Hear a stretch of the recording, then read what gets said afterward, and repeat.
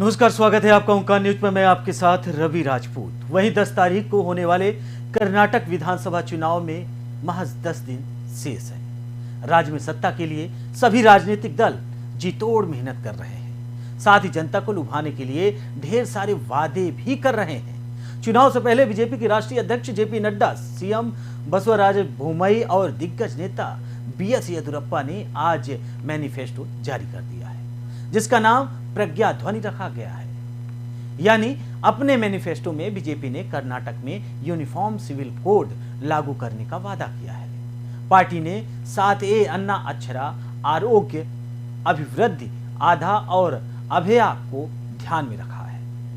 BPL card धारकों को 3 free LPG gas cylinder देने का वादा किया गया है। हर वार्ड में एक अटल आहार केंद्र की स्थापना और पोषण स्कीम के अंतर्गत प्रत्येक बीपीएल कार्ड धारक परिवार को आधा लीटर नंदनी दूध देने वाला वादा किया गया है। इसके अलावा गरीबों को राज्य में 10 लाख घर देने की घोषणा की गई है। वहीं सामाजिक न्याय विधि स्कीम के तहत SC/ST महिलाओं को 5 साल के लिए 10,000 रुपए की FD कराने का वादा किया गया है।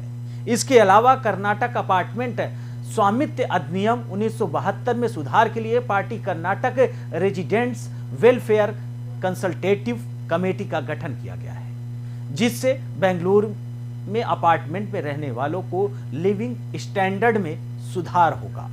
यानी भारतीय जनता पार्टी ने अपने घोषणा पत्र में पूरी तरीके से महिलाओं को साधने की कोशिश की है। तमाम वादे किए हैं। घरों को लेकर भारतीय जनता पार्टी ने वादे किए हैं। FD को लेकर 10,000 रुपए 5 साल तक के लिए FD कराने का वादा कर दिया है। तमाम वादे उनमें शामिल हैं।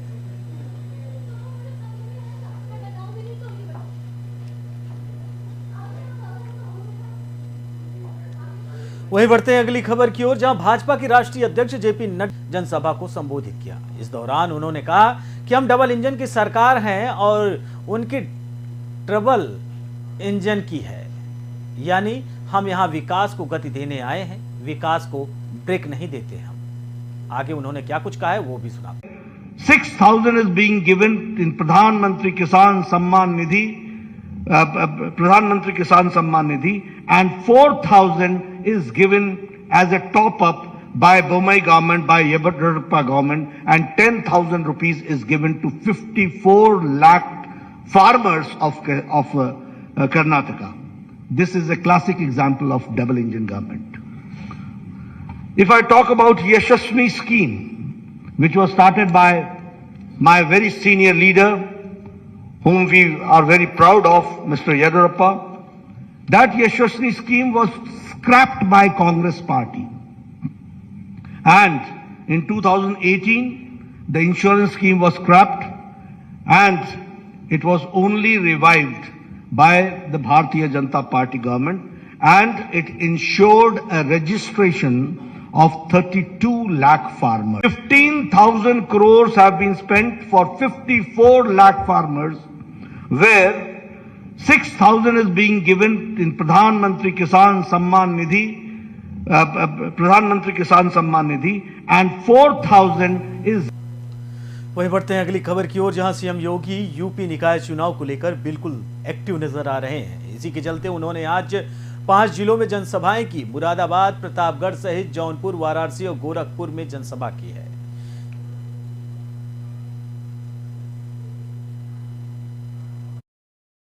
आपको बता दें कि सीएम योगी आदित्यनाथ ने निकाय चुनाव से पहले पूरी तरीके से एक्टिव हैं।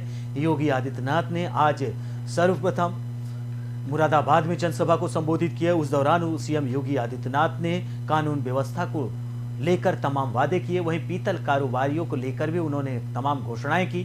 उन्होंने कहा कि एक हमारी सरकार है जिसने 9 साल के अंतर्गत भारत को, जो कांग्रेस ने 60 सालों में या विपक्ष ने 60 सालों में नहीं कर पाई, वो हमारी सरकार ने 9 साल में कर दिया।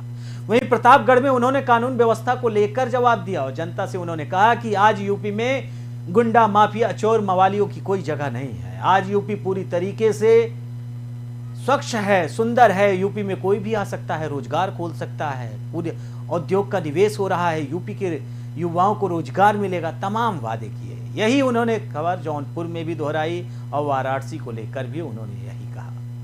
उन्होंने जनता के बीच में जाकर उन्होंने बताया, वाराणसी में उन्होंने कहा कि प्रधानमंत्री नरेंद्र मोदी वाराणसी के सांसद हैं और उन्होंने वाराणसी को स्वर्णिम वाराणसी बनाने की कसम खाई है। वाराणसी का पहले के मानचित्रों में वाराणसी को देखा जाता था जहां गंगा साफ नहीं होती थी, घाटों पे गंदगी होती थी, सड़क की अच्छी व्यवस्था नहीं थी, बिजली बहुत कम मात्रा में आती थी। लेकिन आज वाराणसी पूरी तरीके से बदल गया है।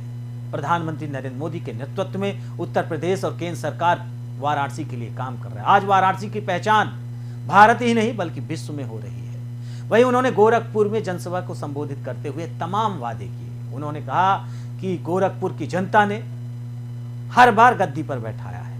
गोरखपुर की जनता ने हमेशा भारतीय जनता पार्टी और मुख्यमंत्री योगी आदित्यनाथ को साथ में लेकर काम किया है। तो एक बार फिर से निकाय चुनाव में सीएम योगी आदित्यनाथ पूरी तरीके से अधिक सीट लाकर 2024 लोकसभा चुनाव से पहले प्रधानमंत्री नरेंद्र मोदी को एक डेमो देना चाहते हैं। वो बताना चाहते हैं कि 2024 में उत्तर प्रदेश में 80 लोकसभा की सीटें हैं, उसमें से निकाय चुनाव में इतनी जीत के बाद इसका यह मान लिया जाएगा कि 2024 में भारतीय जनता पार्टी अधिक से अधिक सीट लेकर आएगी।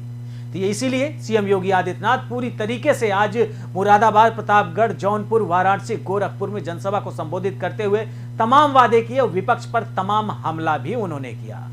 समाजवादी पार्टी को उन्होंने संरक्षक बताया, माफियाओं का संरक्षक, गुंडों का संरक्षक, तमाम वादे किए। जनपद है और महत्वपूर्ण जनपद इसलिए क्योंकि कभी इस जनपद ने, यहां के महापुरुषों ने, यहां के अन्नदाता किसानों ने इस जनपद को अमृत फल आंवले के साथ जोड़ करके इस आंवले के माध्यम से लोगों की सेहत को सुधारने का काम किया था। भाइयों बहनों,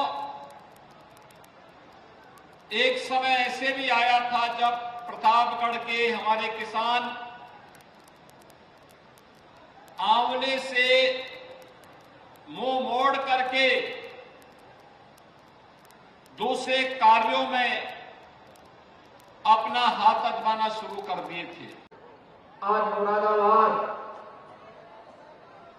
बदल चुका है। एक साथ कई उपाधियां मुरादाबाद के साथ जुड़ चुकी हैं। पहले कीर्तन नगरी थी, लेकिन वह बंदी की कगार पर था। अपने पुरातन वैभव को पुनर्स्थापित करते हुए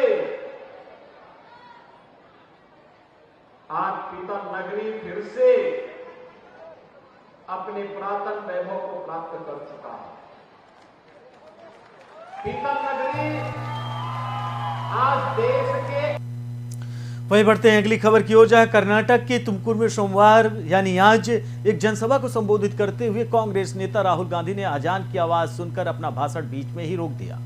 वायनाड के पूर्व सांसद ने दक्षिणी राज्य में भाजपा सरकार पर निशाना साधते हुए कहा कि पिछले 3 वर्षों से भाजपा ने यहां केवल भ्रष्टाचार किया है। कर्नाटक के लोग इस शासन को 40% सरकार कहते हैं क्योंकि वे ठेकेदारों से 40% की कटौती या कमीशन लेते हैं। पीएम को भी इसकी जानकारी थी, इसलिए मैं उनसे पूछना चाहता हूं कि उन्होंने इस पर कोई कार्रवाई क्यों नहीं की। आपराधिक मानहानि के मामले में दोषी ठहराए जाने और सजा सुनाए जाने के बाद राहुल को लोकसभा के सदस्य के रूप में अयोग्य घोषित कर दिया गया था। यह मामला कर्नाटक के कोलार में 2019 के लोकसभा चुनाव से पहले एक अभियान में मोदी उपनाम का उपयोग करते हुए की गई टिप्पणी से संबंधित है।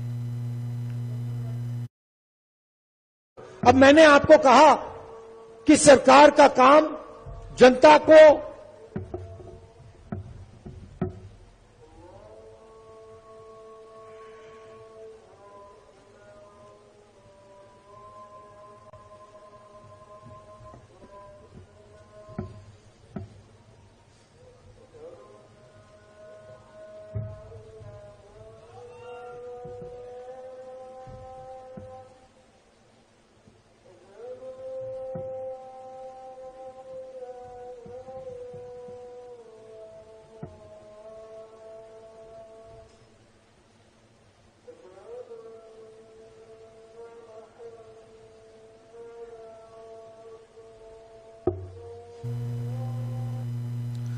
वहीं बढ़ते हैं अगली खबर की ओर, जहां महाराष्ट्र स्थापना दिवस के मौके पर संजय राउत ने बड़ा बयान दिया है। उन्होंने कहा कि आज महाराष्ट्र स्थापना दिवस है।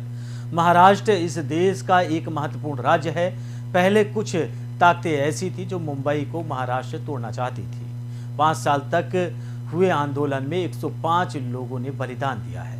हमारे खून से बना हुआ ये महाराष्ट्र है। इस महाराष्ट्र के लिए अगर फिर जरूरत पड़े तो हम जान देने के लिए तैयार हैं। आज ऐसी ताकतें दिल्ली में बैठी हैं जो फिर एक बार महाराष्ट्र को तोड़ना चाहती हैं। आइए सुनाते हैं आखिर संजय राउत ने क्या क्या कहा और भारतीय जनता पार्टी पर कितने गंभीर आरोप लगाए। आज महाराष्ट्र स्थापना दिवस है। महाराष्ट्र इस देश का एक महत्वपूर्ण राज्य है। महाराष्ट्र में ही राष्ट्र है। अगर आप मुंबई में आपका देखो तो पूरा राष्ट्र बसा है मुंबई जैसे शहर में। महाराष्ट्र के निर्माण और स्थापना के लिए 105 लोगों का बलिदान हुआ है, हम भूल नहीं सकते। कुछ ताकतें ऐसी थी उस वक्त जो मुंबई को महाराष्ट्र से तोड़ना चाहती थी, लेकिन पूरे महाराष्ट्र से बेलगांव तक 5 साल तक जो एक सबसे बड़ा संघर्ष हुआ, आंदोलन हुआ, उसमें हमारे 105 मराठी लोगों ने बलिदान दिया है। तो हमारे खून से बना हुआ ये महाराष्ट्र है। ये महाराष्ट्र के लिए हम फिर एक बार जरूरत पड़े तो जान देने के लिए तैयार है। आज ऐसी ताकतें दिल्ली में बैठी है जो फिर एक बार महाराष्ट्र को तोड़ना चाहते हैं, फिर एक बार महाराष्ट्र से मुंबई अलग करना चाहते हैं। लेकिन जब तक हमारे सांसों में सांस है और हमारे रगों में ये मर्द मराठों का खून है, तब तक ये कोई मुंबई हमसे अलग नहीं कर पाएगी। वहीं छत्तीसगढ़ के पूर्व सांसद और आदिवासी नेता नंद कुमार साय कांग्रेस में शामिल हो गए। पीसीसी अध्यक्ष मोहन मरकाम ने साय को कांग्रेस की सदस्यता दिलाई।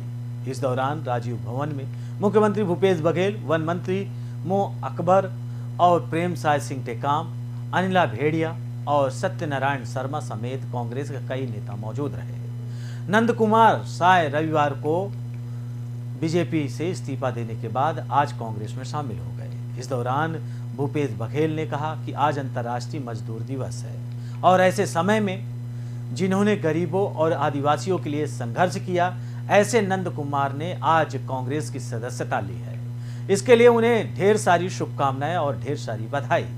वह सच्चे आदिवासी नेता हैं। भूपेश बघेल ने आगे कहा कि नंद कुमार साय का जीवन सादगी भरा है। वे अनाज तो खाते हैं लेकिन नमक नहीं खाते।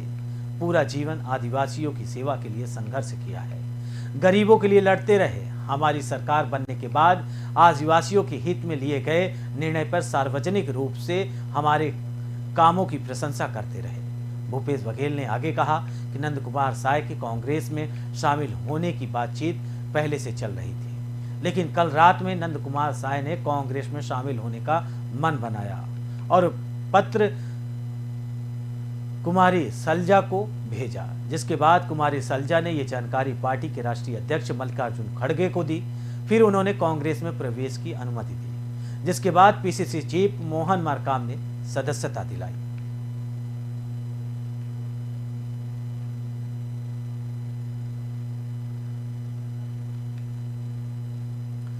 बढ़ते हैं अगली खबर की ओर, जहां नगर निकाय चुनाव में 2 मई की शाम 6 बजे 37 जिलों में चुनाव प्रचार थम जाएगा।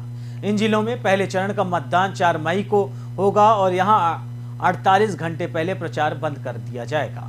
ऐसे में प्रत्याशियों ने इससे पहले ही अपने पूरे दांव पेच शुरू कर दिए हैं। मतदाताओं को लुभाने में कोई कसर बाकी ना छोड़ रहे हैं। बता दें कि मतदान का समय सुबह 7 से शाम 6 बजे तक है। नियमानुसार मतदान की समाप्ति से 48 घंटे पूर्व चुनाव प्रचार बंद करने का नियम है। सार्वजनिक सभा आदि भी इससे पहले ही समाप्त करनी होगी। ऐसे में बुधवार शाम को 6 बजे से पहले प्रचार बंद होने तक सभी दल पूरी ताकत प्रचार में लगाएंगे। भाजपा ने इस दिन जहां मुख्यमंत्री सीएम योगी के कार्यक्रम लगाए हैं, तो वहीं दूसरे दल भी स्थानीय नेताओं के सहारे प्रचार के मैदान में ताल ठोक रहे हैं। इन आखिरी 2 दिनों में सरकारी टीमों ने भी सक्रियता बढ़ा दी है। कहीं प्रचार में मतदाताओं को प्रलोभन तो नहीं दिया जा रहा या धन का दुरुपयोग तो नहीं किया जा रहा। बता दें कि पहले चरण में शामली, मुजफ्फरनगर, सहारनपुर, बिजनौर, अमरोहा, मुरादाबाद, रामपुर, संभल, गोरखपुर, देवरिया, महाराजगंज, कुशीनगर, आगरा, फिरोजाबाद, मथुरा, मैनपुरी, झांसी, जालौन, ललितपुर, कौशाम्बी, प्रयागराज, फतेहपुर, प्रतापगढ़, उन्नाव, हरदोई, लखनऊ, रायबरेली, सीतापुर, लखीमपुर खीरी, गोंडा, बहराइच, बलरामपुर, श्रावस्ती, गाजीपुर, वाराणसी, चंदौली और जौनपुर में चुनाव होने हैं।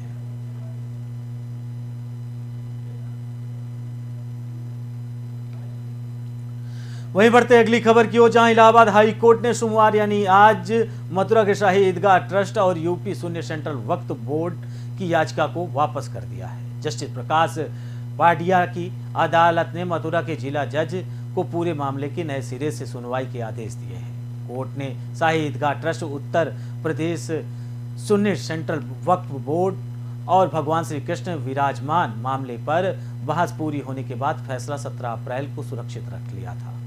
इसके बाद फैसला 24 अप्रैल को आना था, लेकिन उस दिन भी अगली डेट 1 मई की गई थी। सबसे पहले आपको बता दें कि मामला दरअसल क्या है, जिस पर आज हाई कोर्ट ने फैसला सुनाया है। श्री कृष्ण जन्म स्थान शाही ईदगाह मामले में सबसे पहले सितंबर 2020 में श्री कृष्ण विराजमान की तरफ से भगवान श्री कृष्ण की सखी के तौर पर सुप्रीम कोर्ट की अधिवक्ता रंजना अग्निहोत्री ने हरि शंकर जैन, विष्णु जैन, अरुणेश शुक्ला के साथ मथुरा सिविल कोर्ट में वाद दाखिल किया था। यह वाद सिविल कोर्ट में खारिज कर दिया गया। इसके बाद श्री कृष्ण विराजमान ने जिला जज की अदालत में रिवीजन वाद दाखिल किया। इस पर सुनवाई करते हुए जिला जज की अदालत ने वाद को स्वीकार किया और इससे सिविल कोर्ट में सुनवाई के लिए कहा गया।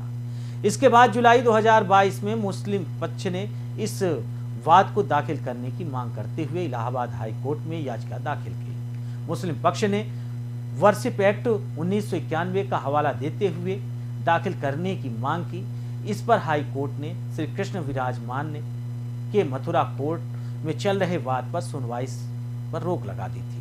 वहीं आज इलाहाबाद हाई कोर्ट ने स्टे हटाते हुए मुस्लिम पक्ष की दाखिल याचिका वापस कर दी है। अधिवक्ता गरिमा प्रसाद ने यह कहते हुए रोक हटाने की मांग की थी कि मूल वाद पर समन जारी किया गया है। यह कार्यवाही अंतरिम आदेश को लेकर है।